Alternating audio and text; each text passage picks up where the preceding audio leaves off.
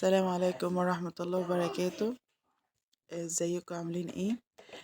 آه، انا النهاردة كان ورايا حاجات بسيطة، مش كتير يعني. المواعين الخفيفة اللي انتوا شايفينها قدامكم دي بس كده، وبعد كده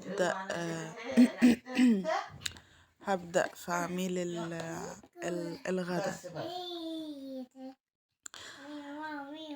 ثواني يا بس. وبعدين هبدأ في عميل الغدا. رحت زي ما انتوا شايفين كده، بدأت أغسل المواعين. معلش عذرا على صوتي لأني عندي برد فمأثر على صوتي.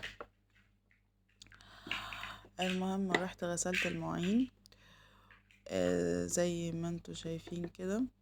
وبعدين طبعا انا بحاول اليومين دول على قد ما اقدر اني مراكمش حاجات كتير ورايا، يعني بحاول اعمل الحاجة اول باول بحيث ما تبقاش معقدة في الترتيب والتنظيف. وده طبعا احسن لي بكتير، لان انا ورايا حاجات كتير قوي. زي ان انا بحفظ قرآن وعايزة اهتم بيه الفترة دي جدا. الحمد لله الشيخ بعد فترة غياب طويلة رجع لنا، يا رب يديم علينا نعمة. ويفضل يعني لحد ما ان شاء الله نوصل للختمة بإذن الله معانا ويبقى معانا. ان والله الواحد بعد ما ساب القرآن فترة كبيرة كان حاسس بالضياع وانه تايه، وان الدنيا لا مش ظابطة معاه ومش اسهل. والنفسية كانت متأثرة طبعا ببعد القرآن والغياب. فالحمد لله رب العالمين، يعني ان ربنا وفقنا ورجع لنا الشيخ تاني، الحمد لله رب العالمين. فعلشان كده مش ببقى عايزة اضغط نفسي في التنظيف شوية. يا ماما يا ماما حاضر. فببقى مش عايزة اضغط نفسي في التنظيف وخصوصا ان ابني يعني بصراحة يعني عامل الواجب والزيادة في حوار النظافة ده. يعني ما اكون لسه يا دوبك اهو مخلصه ترتيب وتنظيف والاقي مش عارفه ايه اتكب هنا لعب بعد ما اكون لميتها يروح يعني تبقى هنا وهنا وفي كل حته من تاني. ما شاء الله يعني عليه، مش سايب الدنيا في حالها. المهم مش مشكلة، ربنا يخليهولي ويبارك لي فيه يا رب ويحفظهولي من كل شر. بس اكمل لكم. انا خلاص خلصت غسيل المواعين.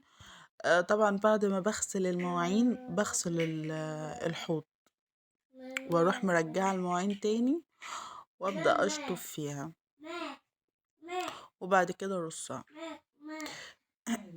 طبعا انا النهارده الحمد لله قايمه بدري شويه، وكل ما اروح بحاول ابدر اكتر واكتر بحيث اني اخلص وانجز كل حاجه، يعني كل المهام اللي في يومي بدري. لان لما بقوم اعمل الحاجه الصبح طبعا بيبقى فيه بركه في الوقت جامده، عن ما اكون في نص اليوم بحس ان اليوم بتاعي منجوم كده وقصير جدا.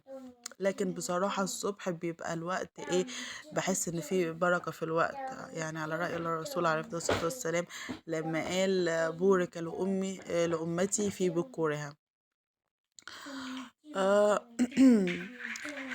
بس النهاردة بقى كنت هعمل هو مش انا بصراحة، يعني انا وماما، انا قاعدة مع ماما حاليا اليومين دول.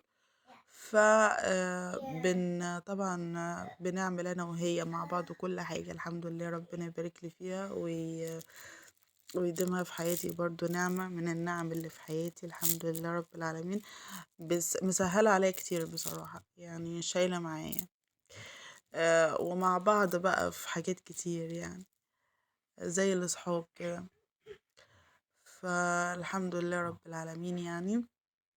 فانا مثلا الاكل اعمل فيه حاجة وهي تكمل حاجة. فانا كان عليا كنا هنعمل النهاردة بانيه وكشري. فانا عليا مثلا ان انا اتبل البانيه. بنعمل له تتبيلة كده ببصل في الاول وتوابل وننقعه فيها شوية.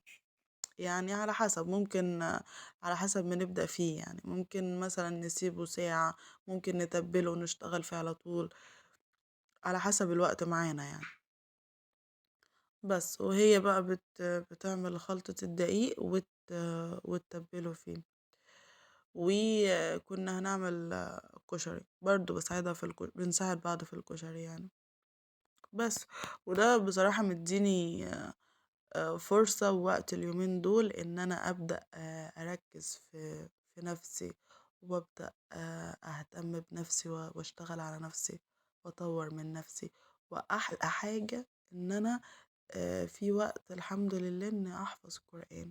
حقيقي ده كنز الدنيا والاخرة. يعني انا لو هنجز ده بس في حياتي انا راضي. بس وربنا يوفقني ويوفقنا جميعا يا رب. معلش عذرا على صوتي كمان مرة بسبب عشان البرد اللي عندي. وعذرا برضو على صوت ابني اللي طلع لكم في الفيديو. بس يعني هو يعني انا اقول له بس ما بيسمعش الكلام عشان هو لسه سنتين وشوية، فمش مدرك لسه ومش مدرك انا بقول ايه. وهو دايما داير حواليا كده، فمعلش بقى لو سمعت صوته ولا حاجة. بس فأنا بقى بحاول اليومين دول أبقى ست شاطرة في البيت. لأن أتعلم أكلات جديدة وأحاول أبقى ست منظمة أكتر. آه، آه، يعني شاطرة في الديكوريشن أكتر. علشان خاطر أنا يعني قبل الجواز ما كنتش مهتمية ولا بنظافة. يعني التنظيف ده كان على ماما، هي اللي ماسكاه يعني كل حاجة في البيت او وشغل البيت عموما كان بتاع ماما.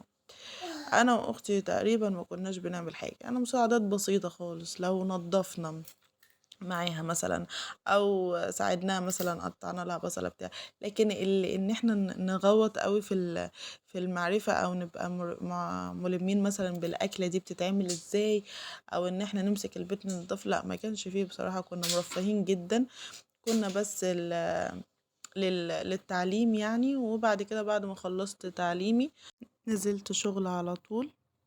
فما كانش عندي يعني ايه فكرة عن شغل البيت. اول ما اتجوزت كنت ضعيفة في الموضوع ده جدا. فبحاول اشتغل على نفسي دلوقتي، وده شغلي الشاغل. بحاول اتعلم كتير قوي في الاكل وعن التنظيف برضو، ازاي ارتب البيت وازوق فيه وكل ده يعني. نرجع بقى للي انا بعمله. دلوقتي انا بشرت البصلة، بشرت بصلتين، وبحط عليهم كل التوابل اللي موجودة عندي.